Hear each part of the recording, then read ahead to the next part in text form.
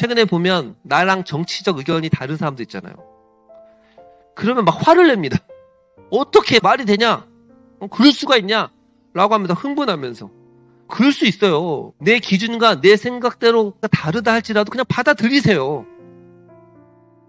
우리 그리스도인이 유일하게 욕할 수 있는 대상이 딱 하나 있다. 그건 누굴까요? 드디어 사울이 왕이 되었습니다. 하나님은 이런저런 에피소드를 통하여서 사울을 단련시키십니다. 사울을 제비 뽑아가지고요. 그를 확실하게 내가 너를 왕으로 선택했다. 이제 알려주시는 거죠. 사람들 앞에 공식적으로 왕으로 인정해 줍니다. 24절 보니까 모든 백성이 왕의 만세를 외쳐 불렀다. 이제 사울이 처음으로 왕이 되었어요.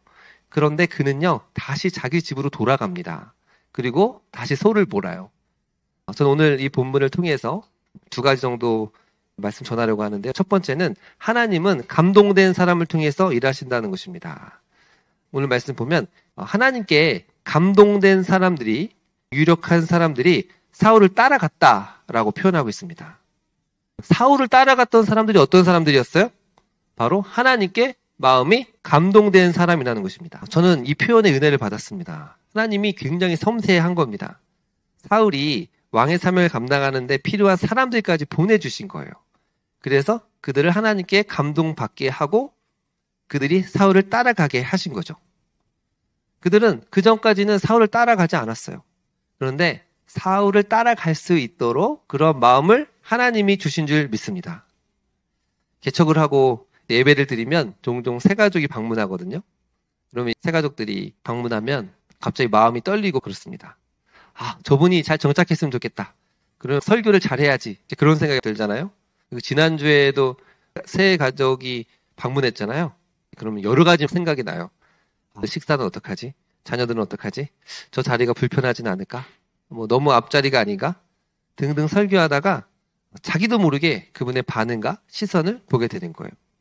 그러다가 0.1초 설교하다가 갑자기 성령님이 그런 마음을 주는 겁니다.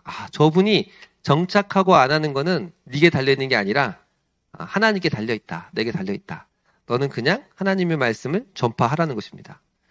그 순간 마음이 편안해지더라고요. 내가 잘한다고 꼭 좋은 결과 나오는 거 아닙니다. 하나님이 감동을 주시면 되는 거예요. 하나님이 일하시면 되는 겁니다. 새가족들 오잖아요. 저희 교회도 방문하셨다 가신 분도 있는데 이렇게 봤을 때 저분은 정착할 것 같은데? 올 것 같은데? 안 오는 경우도 많고 또 저분은 설교 때 표정 보니까 별로 좋지가 않아. 그런데 이제 정착해서 열심히 신앙생활 하는 분도 계시고 그래서 제가 모르겠더라고요. 모르겠어요.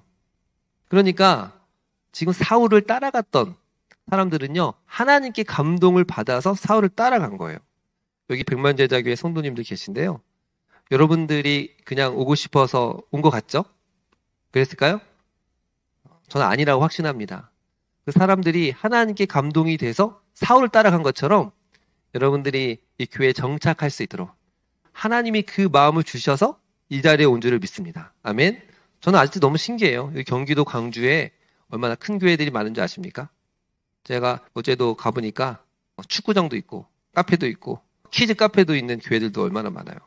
그런데 하나님이 여러분 마음 가운데 감동을 주셨기 때문에 온 줄을 믿습니다. 저는 여러분들에게도 감사하지만 사실은 더 감사한 건 하나님께 감사해요. 하나님이 마음을 주셔서 오는 거예요. 하나님이 허락하지 않으면 한 사람도 올 수가 없는 거예요. 교회를 이제 개척한다고 했을 때 태종 간사님이 가겠다고 이제 그런 마음이 있었잖아요. 근데 제가 2달간 기도해보고 생각해보고 다시 얘기해보자 그랬거든요.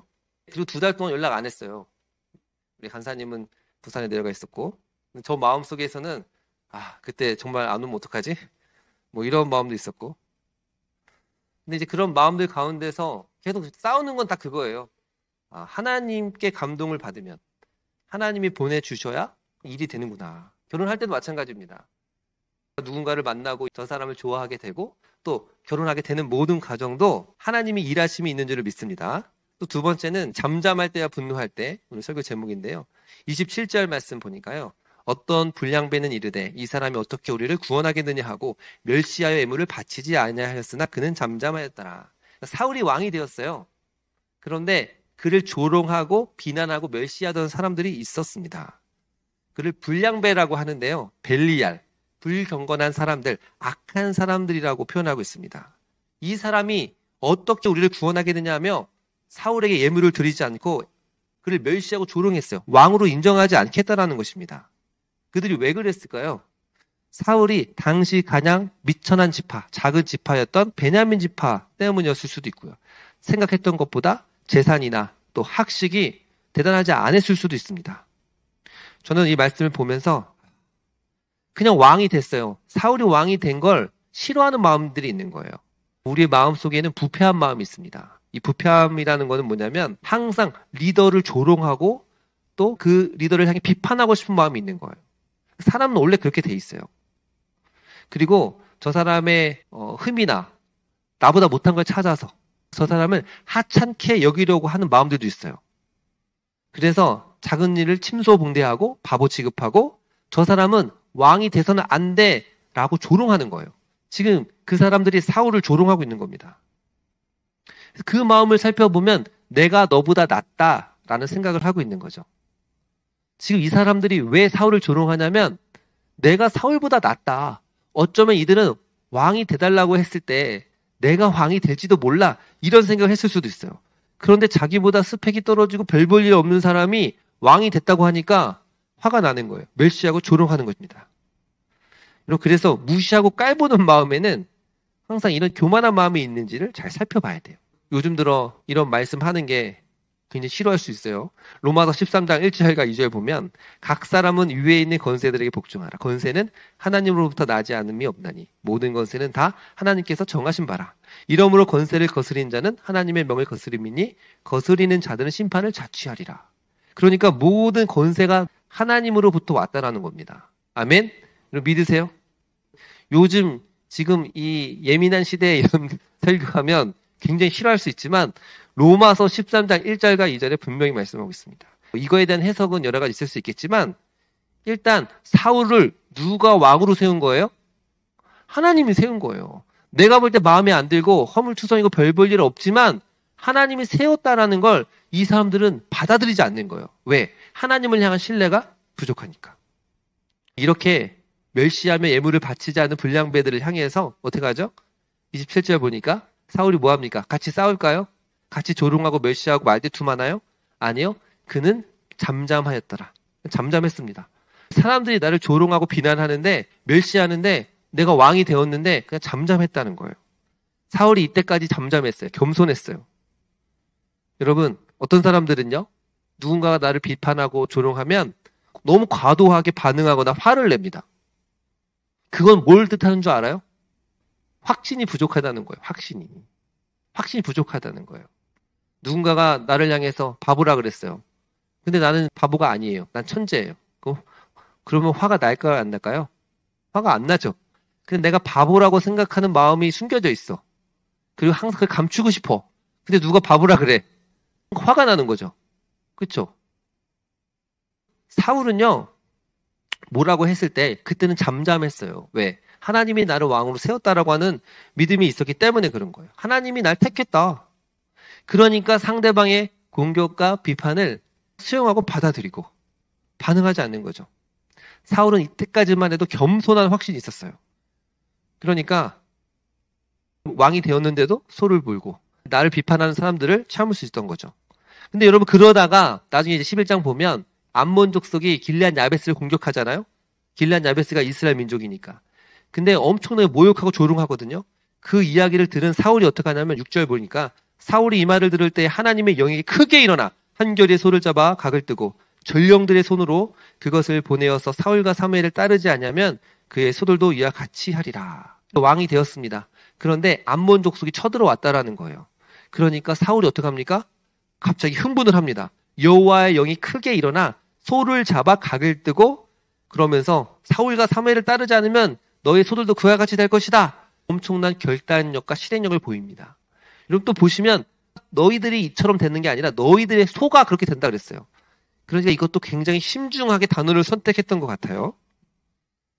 사울이 갑자기 분노하잖아요. 근데 이 분노는 어떤 분노입니까?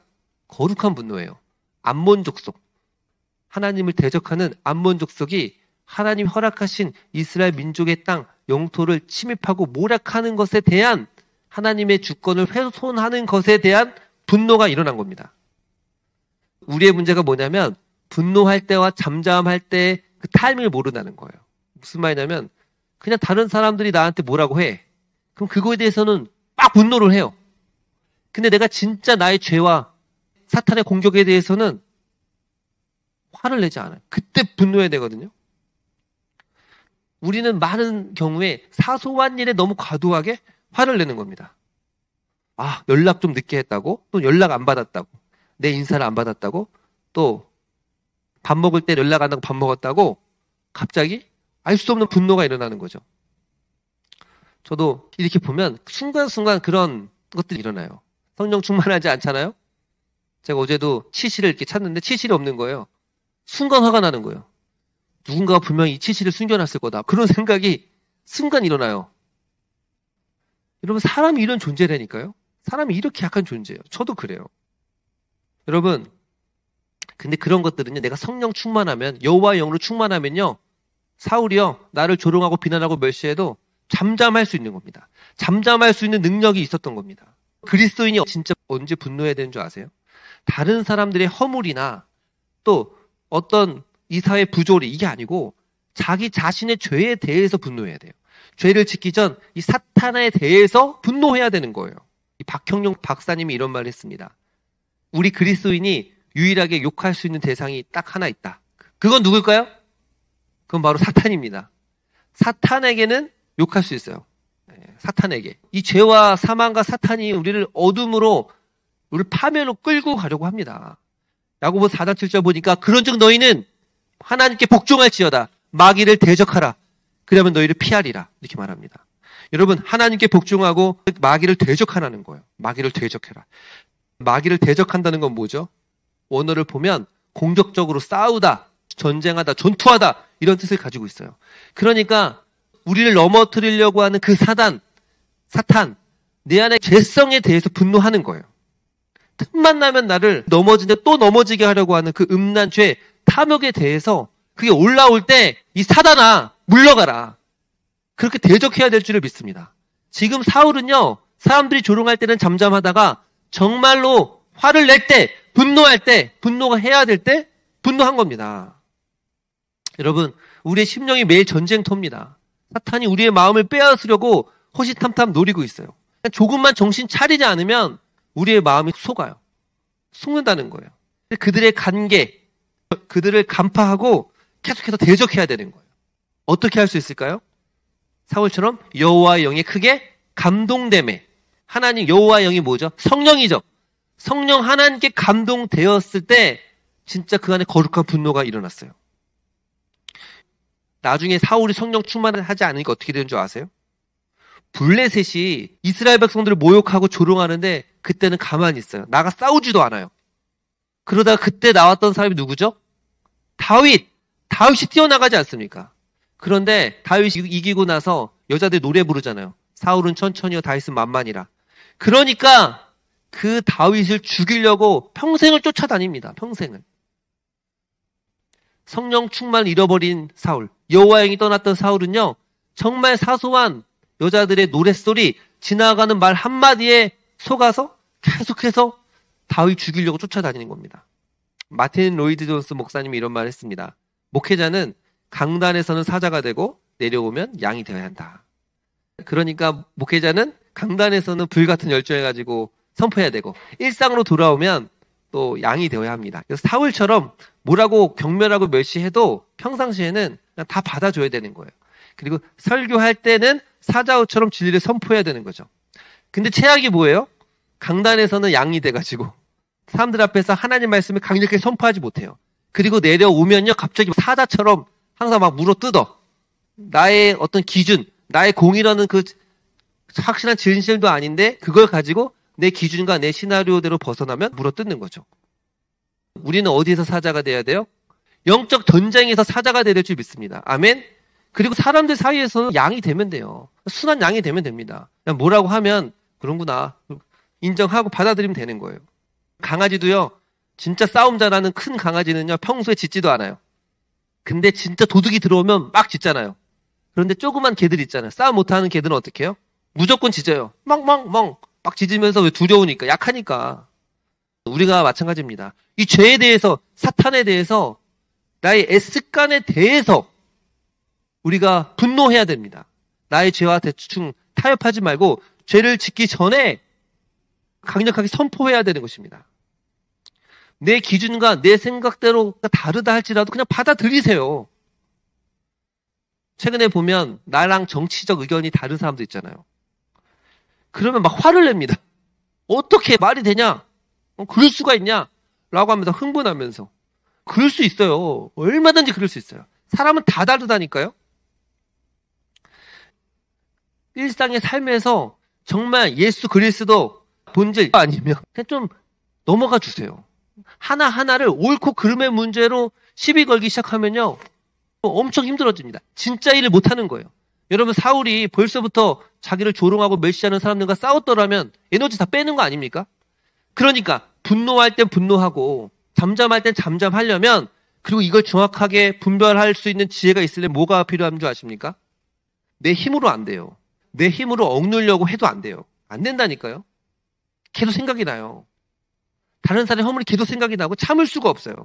그러려면 방법은 하나밖에 없어요. 성령 충만해야 돼요.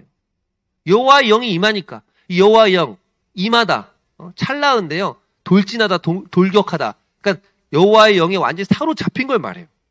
사울이 그렇게 사로잡히니까요, 일상의 삶에서는 온유하게 되고 받아들이게 되고, 그러다가 정말 암몬 족속이 쳐들어오니까 함께 싸우게 된 줄 믿습니다. 에베소 5장 18절에 보면 너희는 오직 성령의 충만함을 받으라. 성령 충만 받는 여러분들 주여 축복합니다.